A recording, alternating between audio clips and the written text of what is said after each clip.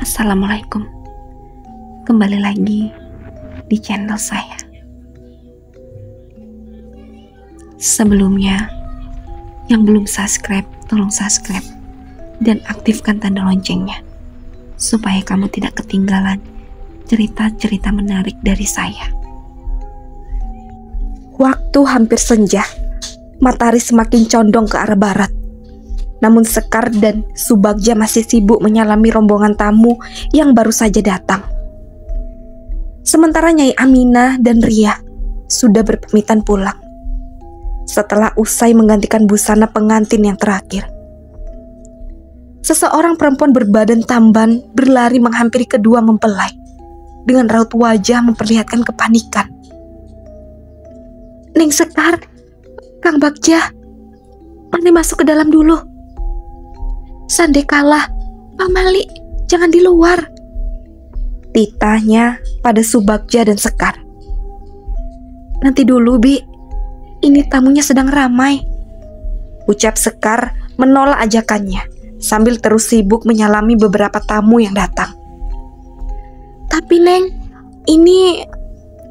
"Sudahlah, Bi, tidak akan ada hal buruk yang terjadi. Bibi lihat kan, ramai sekali di sini. Kami tidak hanya berdua di luar, dan lagi tidak sopan jika kami meninggalkan tamu yang baru saja datang ini." Subagja turut membela istrinya dan juga menolak ajakan perempuan tersebut.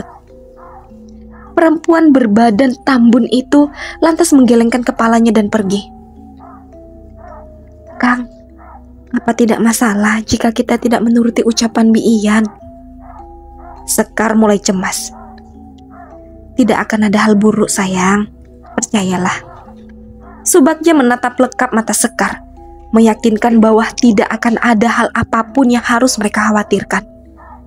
Namun tetap saja, prasangka buruk mulai bermunculan dalam hati Sekar. Terlebih, dia kembali teringat tentang sosok nenek tua di dalam lemari kayu jati pemberian Subagja. Pasalnya Sekar belum menceritakan itu kepadanya, bahkan kepada siapapun. Karena Sekar tidak ingin hari bahagianya itu menjadi kacau, tidak berjalan seperti keinginannya. Langit mulai gelap. Lampu-lampu kristal yang bergantung di pucuk dalam tenda mulai memancarkan sinarnya. Itu menambah kesan mewah dalam dekorasi pernikahan Sekar dan Subagja. Tiba-tiba, angin mulai berhembus tak beraturan, membuat beberapa lembar kain hias yang tergantung bergerak sana kemari, menambah kesan menakutkan. Sekar pun mulai ketakutan manakala aroma bunga kenanga mulai tercium oleh indera penciumannya. Aroma ini dia hafal betul siapa pemilik aroma bunga kenanga ini. Sekar mengedarkan pandangan ke setiap penjuru, mencari di mana keberadaannya, hingga matanya menatap sosok nenek itu tengah berjongkok layaknya hewan katak di salah satu meja tamu yang kosong. Sosok nenek itu menyeringai, memperlihatkan barisan giginya yang runcing dan hitam, dengan kucuran darah yang mulai keluar deras dari sela-sela gusinya. Sekar menatap sosok nenek itu terus-menerus, seolah semua tubuhnya menjadi kaku dan di luar kendalinya. Subagja yang menyadari bahwa ada yang tidak beres dari Sekar, segera menggoyangkan pundak Sekar dengan terus menyebut namanya, berusaha agar Sekar segera tersadar. Namun saat Sekar tersadar, malah dia jatuh pingsan dalam pelukan Subagja. Beberapa orang panik dan langsung membantu Subagja membawa Sekar ke dalam kamar. Suasana menjadi kacau, sementara Subagja hanya menjelaskan kepada beberapa orang bahwasanya Sekar kelelahan hingga akhirnya jatuh pingsan. Ia lantas meminta orang-orang keluar dan meninggalkan dirinya dan Sekar di dalam kamar. Subagja nampak panik. Berulang kali dia memanggil Sekar yang nampak lemas terbaring di atas ranjang. Bulir-bulir bening mulai membasahi pipinya. "Aku mohon, maafkan aku. Tapi jangan ganggu dia. Aku mohon," ucap Subagja sedikit terisak, sembari memegangi dan sesekali mengecup punggung tangan Sekar.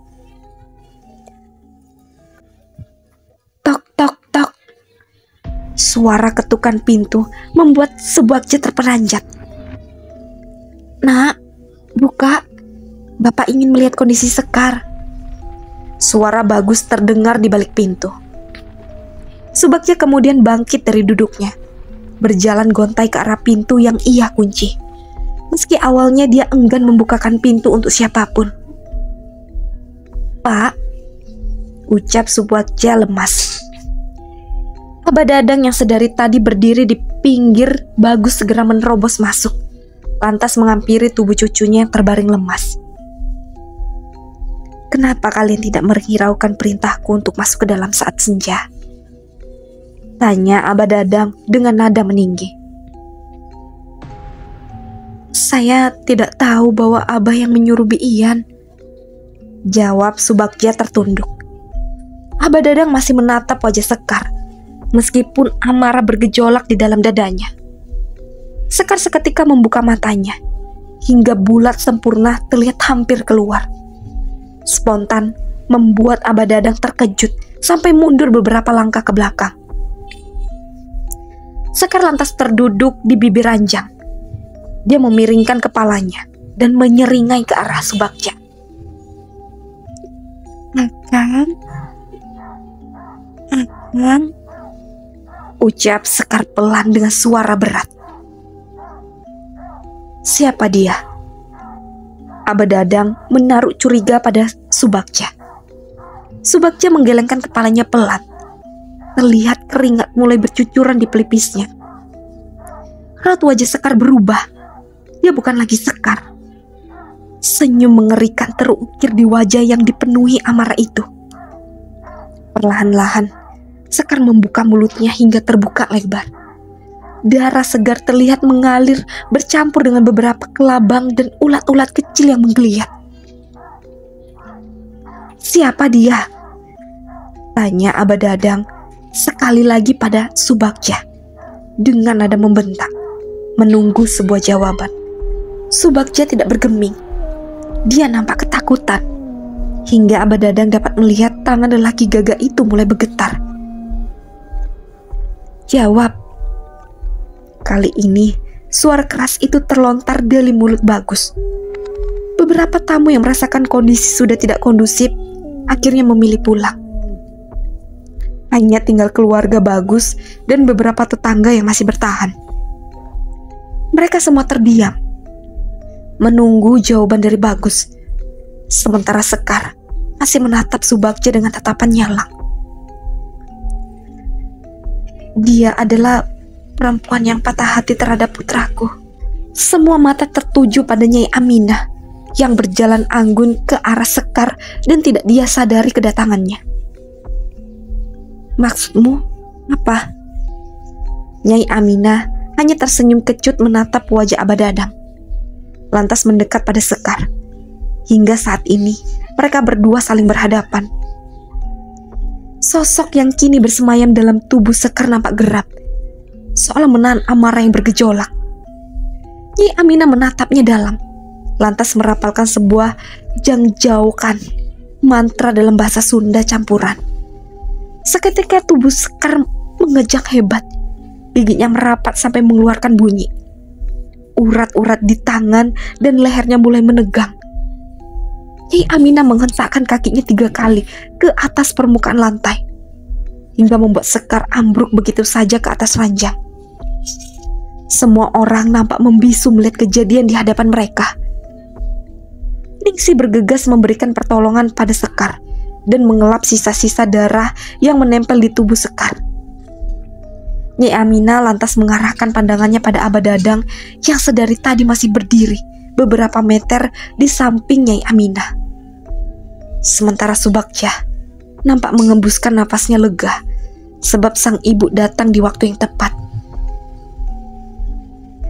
"Putraku diganggu oleh sosok wanita, arwah penasaran yang bunuh diri, sebab cintanya ditolak oleh Subagja. Sedari awal aku sudah curiga bahwa setan itu akan mengacaukan pernikahan Subagja. Karena firasat buruk, aku lantas kembali ke sini. Dan betul saja, curik jarian ini membuat ulah." Nyai Aminah menjelaskan kepada semua orang yang memang sedari tadi tengah menanti jawaban dari Subagja. Aba Dadang mengerutkan dahi, menelisik setiap ucapan Nyai Aminah, memastikan tidak ada kebohongan dari ucapannya. Bagus, lebih baik kita sudahi saja acara resepsi pernikahan ini. Melihat kondisi Sekar tidak memungkinkan. Dan lagi, aku takut jika akan lebih banyak yang terundang kemari setelah insiden ini. Aba Dadang memberi saran kepada Bagus yang masih menatap nanar tubuh Sekar yang masih terbujur lemas. Nyai Aminah mengangguk, tanda setuju dengan perkataan Aba Dadang. Ia lantas menarik lengan Subagja untuk menjauh dari orang-orang dan membawanya ke salah satu sudut ruangan. Dari kejauhan, Aba Dadang melihat Nyai Aminah nampak seperti tengah memarahi Subagja. Terlihat dari Subagja yang terus menunduk tak berani menatap wajah ibunya. Hampir 3 jam, Sekar pingsan.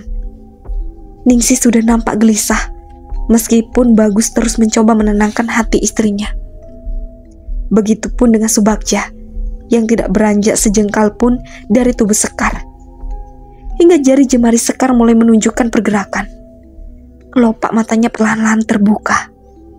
Mendapati Sekar siuman, Bagus segera berlari mencari Aba Dadang. Karena Aba Dadang berpesan agar dirinya diberi tahu saat Sekar tersadar nanti. Ambu, lirih Sekar memanggil Ningsih.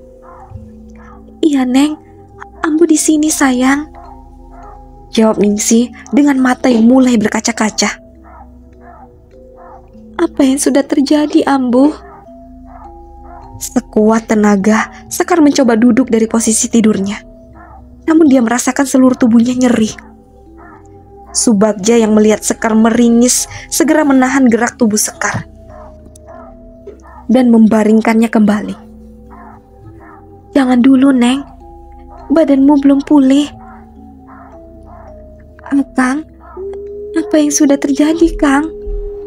Tanya Sekar kembali, karena belum mendapatkan jawaban dari Ningsih. Kamu pingsan. Sepertinya kelelahan. Sudah, tidak apa-apa. Terpenting sekarang kamu baik-baik saja. Pingsan? Sekar memegang keningnya, mencoba menetralkan rasa sakit yang mulai merambat kepala, sembari sesekali mengingat apa yang sudah terjadi pada dirinya. Aba Dadang datang dengan Bagus yang mengekor di belakangnya. Neng, apa yang kamu lihat? Tanya Aba Dadang pada Sekar. Sekar menggigit bibir bawahnya. Dia ragu apa ini waktu yang tepat untuk memberitahu tentang sesosok nenek tua yang terus menerornya. Terlebih, dia harus memberitahukan pada Aba Dadang. Semua terdiam, menunggu kata-kata yang akan Sekar lontarkan. Bah, apa tidak terlalu buru-buru menanyakan hal seperti itu pada Sekar? Kondisinya masih belum pulih. Bahkan dia tidak mengingat apa yang terjadi. Subagja memecah keheningan. Dia tak tega jika Sekar yang masih tampak lemas dihujani pertanyaan-pertanyaan yang tidak masuk akal dari Aba Dadang. Ucapan Subagja ada benarnya, Bah. Kita tunggu besok saja, saat Sekar sudah lebih baik, usul Ningsih. Aba Dadang mengangguk, dan mereka semua lantas meninggalkan Sekar dan Subagja berdua di dalam, agar mereka berdua lekas beristirahat. Subagja mengunci rapat pintu dan jendela, lantas mengganti pakaiannya dengan kaos oblong putih dan celana bahan pendek berwarna hitam. Melihat Subagja berganti pakaian membuat sesuatu bergejolak dalam diri Sekar. Melihat dada bidang nan gagah itu, seketika hasrat Sekar bangkit, namun tubuhnya masih terlalu lemah untuk ia kuasai. Subagja menyadari dan mengerti tatapan mata Sekar yang sedari tadi tidak terlepas menatapnya. Lantas ia tersenyum, mengecup lembut kenang istrinya, yang masih nampak terlihat pucat. Akang tahu, harusnya ini menjadi malam yang indah untuk kita. Namun Akang tidak ingin oleh sebab itu kondisimu malah semakin memburuk. Masih ada malam-malam indah yang akan kita lalui, sayang. Sekar tersenyum mendengar kata-kata lembut dari Subagja. Meskipun dalam hati dia merasa kecewa belum bisa melayani suami yang amat ia cintai itu. Subagja lantas membaringkan tubuhnya di sisi Sekar, menatap dalam kedua matanya. Sekar tersipu malu. Rona merah tergambar di kedua pipinya. Kang, sebenarnya apa yang terjadi padaku? Kamu hanya kelelahan, sayang, jawab Subagja berbohong. Tapi Kang, sebelumnya aku melihat... Ucap Sekar terhenti. Ada keraguan dalam hatinya. Harus dia menceritakan semuanya pada Subagja. Apa, Neng? Katakan pada Akang. Sebelum aku kehilangan kesadaran, aku melihat sosok nenek itu lagi, Kang. Nenek? Bertemu lagi? Memang di mana kamu pernah melihatnya? Iya, Kang. Sosok nenek menyeramkan itu seolah tidak suka melihat saya. Pertama kali melihat sosok itu, dia keluar dari dalam lemari jati pemberian Akang. Mata Subagja membulat.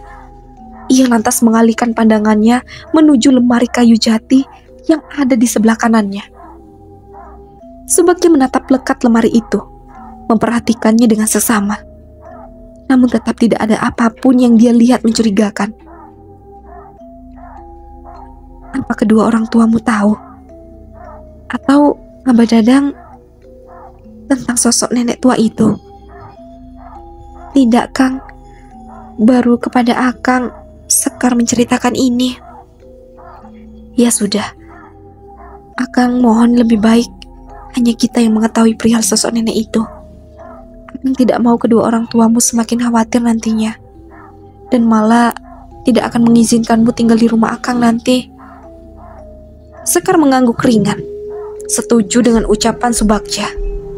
Mau bagaimanapun, ini sudah menjadi perjanjian mereka berdua sebelum menikah, bahwa Sekar akan ikut kemanapun Subagja membawanya. Sekarang kamu istirahat ya, Neng. Besok pagi pasti orang-orang akan sibuk menanyai keadaanmu. Sekar tersenyum.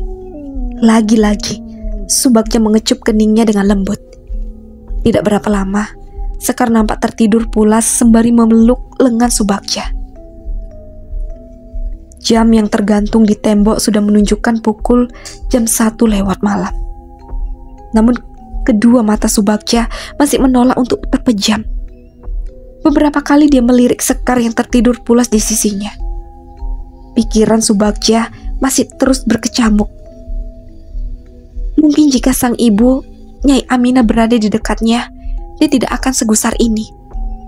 Sebab selama ini, sang ibu yang selalu menyelesaikan segala masalah yang menghadap dirinya. Perlahan-lahan, kantuk mulai merambat kedua matanya. Sebelum akhirnya, sebuah ketukan kecil dari dalam lemari kayu jati membuat mata Subagja kembali membulat. Sebuah mata menatap lurus pada Subagja, sehingga pandangan mereka saling bertatapan. Subagja lantas bangkit terperanjat, memastikan apa yang dia lihat barusan. Akang. Suara perempuan lirih berhembus tertangkap gendang telinganya. Subagja lantas bangkit dan menuju sumber suara yang dia dengar. Hingga akhirnya dia terpaku saat pintu lemari itu terbuka dengan sendirinya. Hingga akhirnya sesosok perempuan dengan kulit menuluka sayatan, memiliki bola mata yang hanya tinggal satu dan hampir terlepas dari tempatnya. Sosok itu mengenakan dress selutut berwarna hijau dengan noda darah yang nampak mengering. Tidak, aku mohon, jangan, rintih Subagja. Sosok perempuan itu lantas bangkit. Terlihat jelas luka jeratan tambang menganga di lehernya. Hingga akhirnya jarak di antara mereka tinggal beberapa jengkal saja. Air mata Subagja seketika meleleh. Dia berusaha menggapai tubuh dari sosok perempuan dengan jeratan tambang di lehernya itu. Namun seketika, sosok itu berubah menjadi kupalan asap hitam tipis. Subagja bersimpu di atas lantai. Air matanya semakin deras. Namun dia berusaha keras menahan suara agar tidak ada siapapun yang mendengar tangisan itu. Terlebih Sekar yang sedang tertidur tidak jauh darinya. Bayangan masa lalu kembali terlintas dalam pikiran Subagja. Bagaimanapun, sosok wanita dengan rupa menyeramkan itu pernah mewarnai hari-harinya dulu. Namun semua harus kandas sebab tentangan dari Nyai Aminah. Meski dalam hatinya masih tersimpan rasa yang sukar untuk dihilangkan. Karena sejatinya cinta pertama tidak akan pernah mati. Namun akan datang cinta sejati yang menguburnya hidup-hidup. Matahari bersinar menerpa wajah Sekar. Rasa hangat dari sinarnya seketika mampu membangunkan Sekar dari tidur nyenyaknya semalam. Meskipun kini beberapa anggota tubuhnya masih terasa sakit, namun setidaknya dia masih mampu menahannya. Sekar mengendarkan pandangan matanya, mencari Subagja yang sudah tidak ada di sisinya. Sekar lantas bangkit memaksakan dirinya untuk keluar dari dalam kamar. Sekar membuka pintu kamar, lantas menuju dapur, karena pasti ambunya sedang sibuk membereskan dapur. Benar saja, saat Sekar menghampiri sang ambu, matanya menatap Subagja berada di sana. Sepertinya semua orang tengah sibuk membersihkan bagian dapur yang memang menjadi tempat paling berantakan. Melihat kedatangan Sekar, lantas Subagja tersenyum. Dia bergegas menghampiri Sekar yang berdiri di tengah pintu dapur. "Neng, bagaimana keadaanmu?" tanya Subagja, dan membuat semua mata kini tertuju pada Sekar. "Aku sudah sembuh, Kang. Sudah tidak apa-apa." Meskipun sebenarnya tubuh Sekar masih merasakan nyeri, dia sendiri bingung. Kelelahan apa yang menimpanya hingga bisa membuatnya nyeri sekujur badan seperti ini. Biasanya jika hanya lelah, cukup dengan istirahat pun dia akan pulih dan bugar kembali. Ningsih lantas menghampiri putrinya.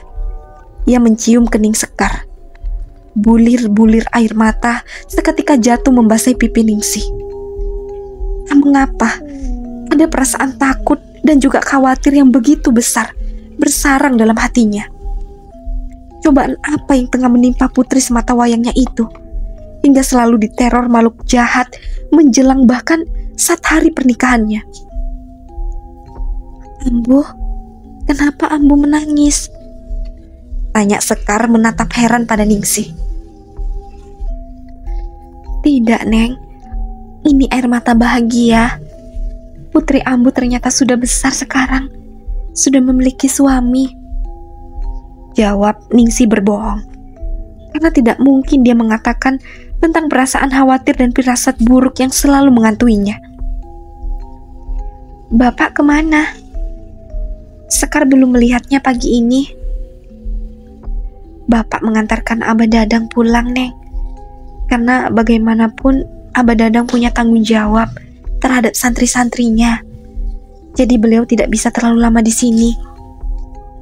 Subagja menarik nafas lega, karena dia yakin Abah Dadang menaruh rasa curiga padanya.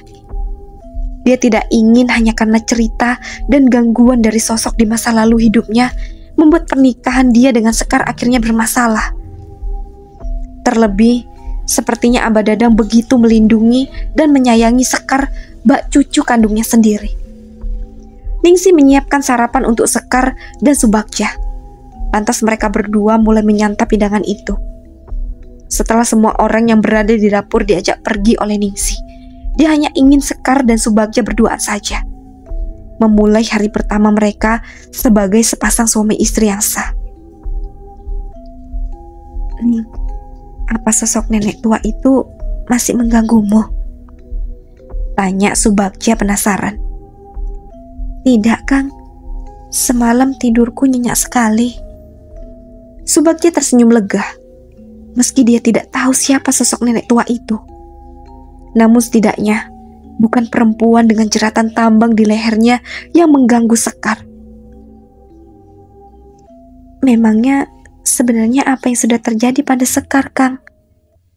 Subagja tersenyum, lalu mengelus pangkal kepala Sekar.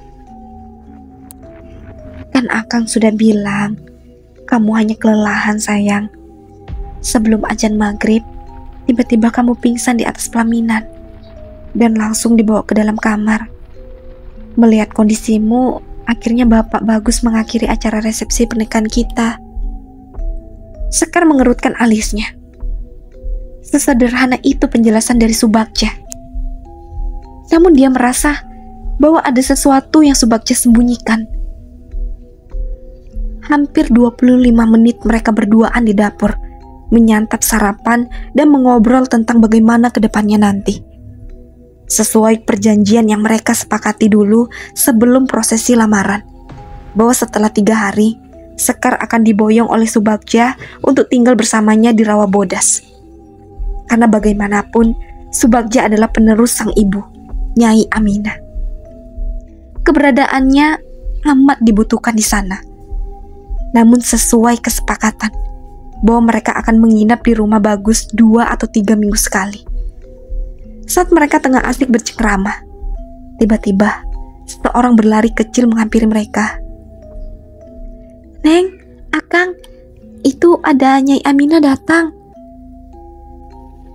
ucap lelaki berusia sekitar 24 tahun itu. "Ibu," Subagja menoleh pada Sekar. "Baik, kami akan segera menemuinya." Setelah laki itu pergi, Sekar dan Subagja mengikutinya. Benar saja, Nyai Aminah dan beberapa pengawalnya sudah duduk di ruang tamu ditemani oleh Ningsih. "Ibu," Subagja lantas mencium punggung tangan Nyai Aminah, diikuti Sekar di belakangnya. "Mohon maaf, kedatangan ibu kemari mengagetkan kamu. Tapi ibu sungguh khawatir. Bagaimana keadaan kalian?" tanya Nyai Aminah menatap lekat anak serta menantunya. "Sekar baik, Bu," jawab Sekar yang duduk tepat di sebelah Ningsih. Nyai Aminah tersenyum lantas memandang tajam Sekar dari ujung kaki hingga ke ujung kepala. Nyai Aminah enggan menanyakan perihal kesurupan Sekar kemarin sore, karena sepertinya Sekar sendiri tidak tahu dan tidak ada yang memberitahu. Lantas Nyai Aminah meminta untuk ditinggal berdua dengan Subagja, karena ada yang ingin dia bicarakan. Mendengar permintaan itu, akhirnya semua orang pergi, termasuk Sekar. Meski awalnya dia tidak mau, karena merasa perlu tahu akan apa yang ingin mertua dan suaminya bicarakan. "Nah, bagaimana keadaanmu?" Nyai Aminah membuka obrolan. Namun Subagja hanya terduduk dengan kepala yang menunduk lemas. "Nah, jawab. Apa setan itu mengganggumu?" Kali ini, kedua buah mata Subagja mulai nampak berkaca-kaca. "Iya, Bu. Sinta kembali menampakkan wujudnya padaku, Bu. Aku merasa semakin bersalah," ucap Subagja yang mulai terisak menahan tangis. "Bodoh, ini bukan kesalahanmu. Janganlah terus merasa bersalah. Karena memang tujuan setan perempuan itu adalah ingin membuat kamu merasa bersalah seumur hidup," jawab Nyai Aminah tegas. "Tapi Bu, aku takut kalau Sinta akan membahayakan Sekar." "Kamu tenang saja. Nanti setelah kamu dan Sekar sudah berada di Rawa Bodas, ibu akan meminta Irah untuk memagari tubuh Sekar, agar setan itu tidak akan mengganggunya. Tapi untuk 2 hari ke depan, kamulah yang harus melindungi Sekar, karena tidak akan menutup kemungkinan setan perempuan itu akan mencoba mencelakai Sekar." Subagja mengangguk pelan. "Anda mengerti, karena memang Sinta tidak akan mencelakakan dirinya, meskipun selalu menampakkan wujudnya dengan rupa menakutkan." Marah seketika berkobar-kobar di dalam hati Nyai Aminah. Mengingat bagaimana dulu putra kesayangannya malah jatuh cinta dengan Sinta. Yang masih penasaran, lanjut ke part selanjutnya. Dan jangan lupa aktifkan tanda loncengnya dan subscribe. Assalamualaikum.